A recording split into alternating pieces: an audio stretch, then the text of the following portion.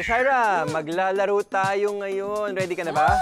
Gusto ko yan! Alam ko, gustong-gusto mo to. Mahilig si Ate Shaira sa mga games, diba? Favorite mo yan. At hindi lang ikaw maglalaro ngayon, may makakasama tayo. I-Believers, let's welcome our special guest, ang teacher, TikToker. Let's welcome Teacher Lynn Supremo Astejada! Yay! Welcome, Teacher Lynn. Welcome to I-Believe. Dito tayo sa gitna. Ayan na! Hello, I-Believers! Yay! Thank you for joining us. Thank you po. Oo nga, nako, Teacher Lynn, di ka ba makipaglaro sa amin? G, kahit anong game yan, basta marami tayong matututuhan, hindi ko yan uurungan. Yo! Wow, yan yung spirit. Gusto ko yan, ha? Okay, ang gagawin natin today ay maglalaro tayo ng ring toss game. Okay, kaya may hawak ko ng mga rings dito. Pero imbes na isushoot sa mga bote, ha? Isushoot nyo itong mga rings na ito sa payong. Okay? Kaya tawag natin sa game na ito ay Funbrella game. Wow! Okay, imbes na umbrella, funbrella. Okay? I need a volunteer. Sino ang gustong magsuot nitong umbrella? Wala. Sige na nga, ako na nga. Ako na nga. Thank you, Sige. Kuya Chris. Ako na ang susuot nito. At ito ang inyong mga rings. So, choose your color. Sino ang green? Pink sa'yo. Pink Ate and Shai. green. Yellow. Pink Ay, and green. madami. Blue and yellow kay Teacher Lynn. Okay. Okay. So, ang challenge ninyo, okay? Teka, suotin ko to. Make sure. Bagay ba? Bagay, bagay. Bagay. Ay, sobrang bagay. Okay, so ang challenge ninyo, in 1 minute, okay, paramihan ng masushoot na rings Okay. sa umbrella. Okay. Ready, ha? Ready. Ang tatama sa mukha ko ay out of the studio. Ang hirap naman no, Kuya Chris. Magtago ka na lang. Okay, honestly, hindi ko makikita kung sino makashoot. Okay. Ande, malalaman ko pala sa colors. Sa colors. mamaya. Okay. In 3, 2, 1, go!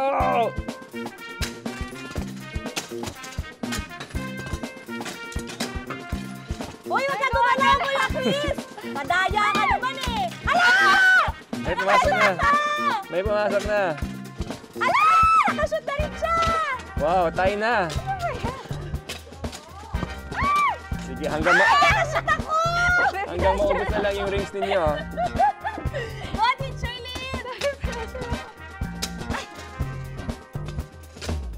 Ala! Ala! Part ng obstacle, gumagala. Wow! Alam mo yun, level up na. Kuya Chris, Level up na. Ala! Isa na lang ako! Hala! Galingan nyo, your last throw. Oh no! Teacher Lynn! Wala rin. Okay, so ilan na? Ilan ba pumasok? Tingnan natin. Hindi nasa Wow! Sino nakadalawa? Dami. Sino nakadalawa? Ikaw? Wow naman! Okay, so ang winner, Ate Shaira. Thank you, Teacher Lynn, for being such a good sport. So, that was fun, di ba? Super. Enjoy ako nakakatago. Natakot ako. Tamahan niya ako. Mahirap pa, Kuya Chris. Mahirap, Hindi mahirap. ko alam kung paano ako nakashoot eh. Alam mo may science rin sa game na ito. Weh? Diba? Oo.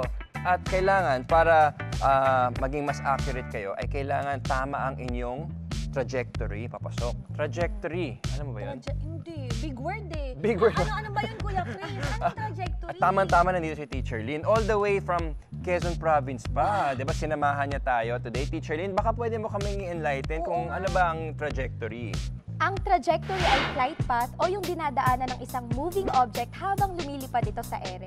Share ko lang din na importante ito sa mga sports natin, kagaya ng baseball, golf, soccer, and basketball. Oh, oo tama sa nga, basketball. no? Totoo yan. Kasi sa basketball, pag nag-shoot ka, usually, in-encourage nila na mas lobo ang tira, mas may loop kasi mas magandang angle, mas malaking probability at ang chance na pumasok dun sa ring. Oo nga, no. Actually, Kuya Chris, sa volleyball Oo. din. Tama. Talaga? Kapag naglalaro ako ng volleyball, dapat alam ko rin yung trajectory ng bolang papaluin ko. Talaga? Yung pala, pati pala dito, no. Oo. Akala ko, puro Meron chamba din. lang eh. Napaka-importante Yun pala. talaga ng science at even trajectory, di ba? Thank you, Teacher Lynn, Thank you, Teacher for Lynn. teaching us about trajectory. And thank you for joining us dito sa I Believe. Ang layo pa ng binyahe mo para makasama tayo today. Teacher Lynn, Ate Shaira, ano masasabi nyo sa ating Funbrella Ring Toss Game? I believe!